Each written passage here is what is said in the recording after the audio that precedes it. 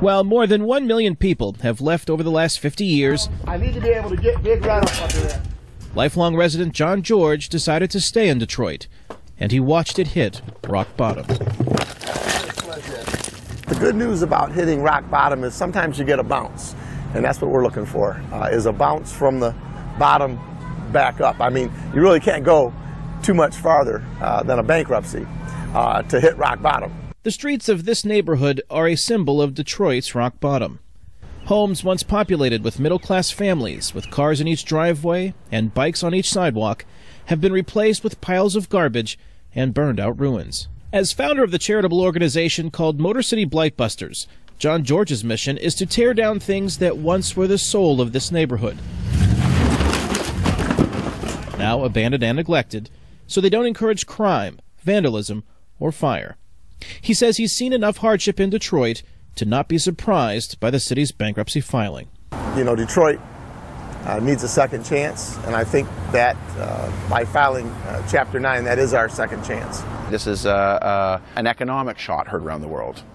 University of Michigan law professor John Pothouse says the eyes of the world are upon Detroit and how its leaders and residents respond to the financial crisis, because other municipalities could suffer the same fate. There's public deficits in every major European country right now, and you have the Greek crisis as well. So they're seeing this as maybe the canary in their own coal mine about what's going to happen in the future, and they want to see what happens. Should I pull this other side off or no?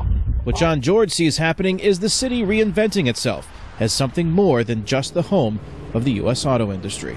The buildings and people and cities go in cycles, you know, and for Detroit, it's our time to cycle out of this negative time and cycle into something better, something more stable, more revitalized, more beautified. Along with shedding its crippling debt, George wants to see Detroit improve services, decrease crime, and shorten response times by emergency workers. And with the blight removed, maybe, just maybe, these streets will see new life again, reminiscent of the fond memories of John George's childhood. People will start moving back. If it's clean and safe, we can attract new families, young families, and I think that'll happen in time.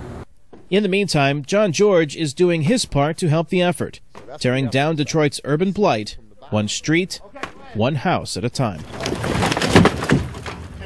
Kane Fairbaugh, VOA News, Detroit, Michigan. Yeah. We ain't gonna have time to do that. I want to drag it out.